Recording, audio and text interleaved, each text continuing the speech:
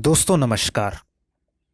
आजकल इंडिया और European union कुछ काफ़ी ही नज़दीक आ रहे हैं और जब से ईयू की चीफ ने mother of the old deals Bharat को कहा है, तब से भारत और ईयू की चर्चा चल रही है।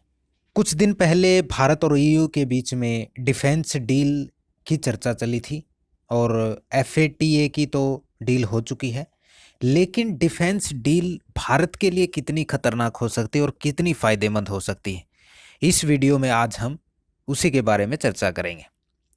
देखिए, सबसे पहले अगर मैं फ़ायदे की बात करूं, तो अगर ईयू और भारत एक साथ डिफेंस डील कर लेते हैं तो इससे अमेरिका को टैकल करने में और चीन को टैकल करने में, दोनों को टैकल करने में भारत का फ़ायदा होगा।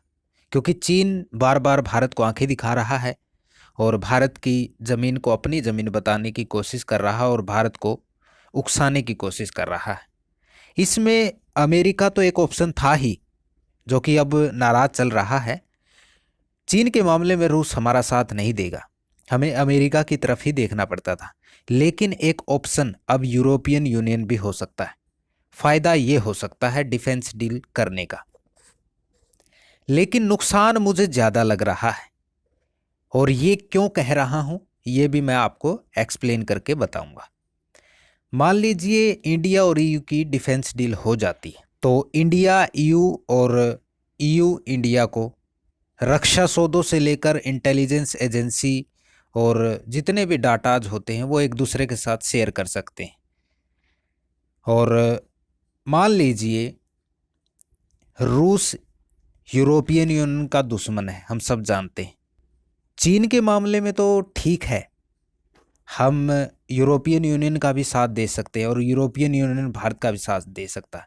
लेकिन जब मामला रूस के पाले में आएगा, तब भारत क्या करेगा?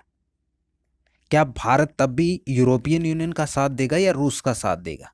ये सवाल जायज़ है, क्योंकि रूस हमेशा से ही हमारा दोस्त रहा है और रूस और यूरोपियन यूनियन एक दूसरे के दुश्मन हैं। इस पर भी मुझे लगता है कि भारत सोच तो रहा होगा कि ये एक समीकरण भी बन रहा है जो कि बेहद ही खतरनाक है। और मैं तो कहूँगा कि डिफेंस डील नहीं होनी चाहिए, क्योंकि भारत के लिए ये ज़्यादा खतरनाक हो सकती है। क्योंकि अंग्रेज़ों पर कभी भरोसा नहीं करना चाहिए, इनकी फितरत है धोखा देना। हमने तो 200 साल तक भुगता है ना। तो मैं तो यही कहूँगा कि भारत को बड़ा सोच समझकर कदम उठाना चाहिए। और रूस और पाकिस्तान एक दूसरे के नज़दीक आ रहे हैं। अगर ये डील हो जाती है तो हम हमेशा के लिए रूस को भी खो देंगे। इसलिए भारत को बड़े ही सोच समझकर कदम उठाना पड़ेगा। एक तो कॉम्बिनेशन ये था, लेकिन एक कॉम्बिनेशन और बन रहा है, वो भी बड़ा ही अजीब सा है।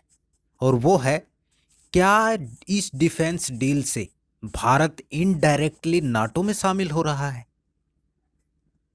देखिए, अमेरिका और नाटो एक साथ हैं, इस बात को हमें भूलना नहीं चाहिए। अमेरिका अब भी नाटो में शामिल है। और अगर ईयू और भारत की डिफेंस डील हो जाती है और रूस यूरोपियन यूनियन पर हमला कर देता है, तो ये तो एक डिफेंस डील होगी ही होगी। साथ ही नाटो भी तो है ना। नाटो का आर्टिकल 5 भी तो ये कहता है ना, अगर यूरोपियन यूनियन या नाटो के किसी भी सदस्य देश पर हमला होता है तो सभी शामिल होंगे। तो क्या भारत इनडायरेक्टली नाटो में शामिल हो जाएगा?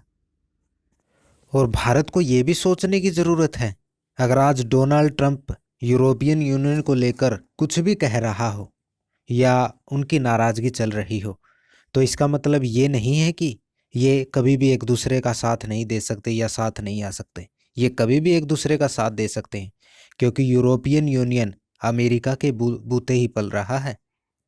वरना रूस कब का यूरोपियन यूनियन को खा जाता।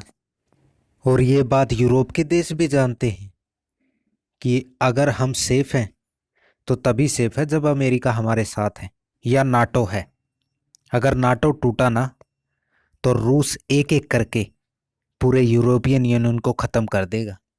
और यही प्लान रूस का भी है, क्योंकि रूस को भी तो अपने 15 टूटे हुए देशों को वापस लाना है।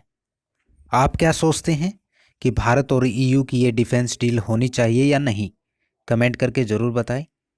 और हाँ, वीडियो को लाइक करना, चैनल को सब्सक्राइब करना। धन्यवाद।